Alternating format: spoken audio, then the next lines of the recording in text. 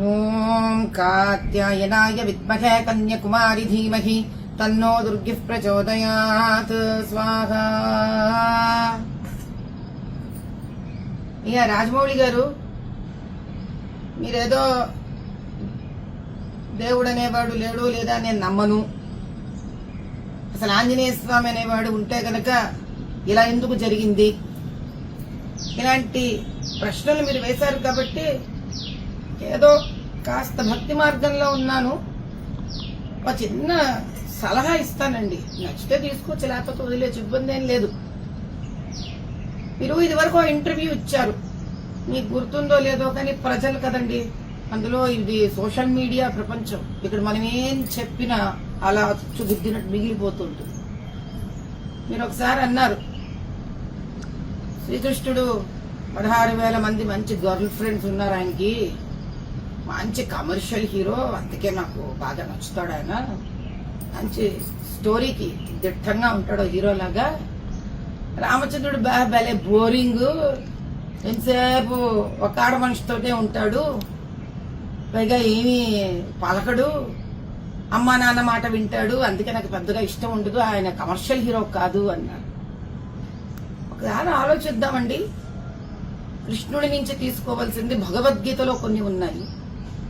ఫలితాన్ని ఆశించి ఏది చెయ్యకూడదు, నీవు చేసే కర్తవ్యాన్ని నువ్వు చేయి. అంత ఇష్టం ఉండి పోని 16,000 గర్ల్ ఫ్రెండ్స్ అనిపించుకున్నాడు మీతో, ఆయన పాప ఏం చేద్దాం, కలియుగంలో ఇలా ఇలా ఇలా ఇలా ఏడ్చింది మా జీవితాలంతా. పోనీ ఆ భగవద్గీత కృష్ణుడు చెప్పినవని నేర్చుకున్నారా? లేదు. ఏకపత్ని వ్రతుడైన రామచంద్రుడు కలియుగానికి ఆదర్శ పురుషుడండి. బయట పోయి ఒక ఆడపిల్లని, ఆఫీసులో ఒక ఆడపిల్లని, స్త్రీలను వేధించేవాళ్ళు అలా వేధించకూడదురా.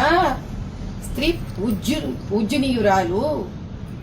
ఏకపత్ని వ్రతంలో ఉండే ఒక గొప్పతనం దానికి ఉంది. తల్లిదండ్రుల మాట వినాలి. మాతృదేవో భవ, పితృదేవో భవ, ఆచార్య దేవో భవ. ఇవన్నీ నేర్పించిన వాడు రామచంద్రుడు. అయోధ్య రాజు రామచంద్రుడు. భారతదేశంలో సనాతన హిందూ ధర్మానికి పునాది రామచంద్రుడు. రామ రాజ్య నిస్వార్థ స్థాపనను నేర్పించిన వాడు రామచంద్రుడు. ఇవన్నీ వెళ్లాలంటే భగవద్గీతలోని సారాంశం తెలుసుకోవాలని నేర్పించిన జగద్గురువు కృష్ణ పరమాత్ముడు. ఈ ఇద్దరినీ మీరు అవహేళన చేసినా ఆ భగవంతుళ్ళిద్దరూ మీపై కోపం తెచ్చుకోలేదు. సమయం వచ్చినప్పుడు వాళ్ల భక్తుడు, వాళ్లను గురువుగా దైవంగా ఆరాధించే ఆంజనేయ స్వామి మీకు చక్కటి గుణపాఠం నేర్పించడానికి వస్తున్నారు. కలిగితే డబ్బిచ్చిన దేవుడిని మీరు విస్మరించి ఆ దేవుడిని అడ్డం పెట్టుకొని చేసే వ్యాపారాన్ని గౌరవించకుండా బోరు, ఇష్టం లేదు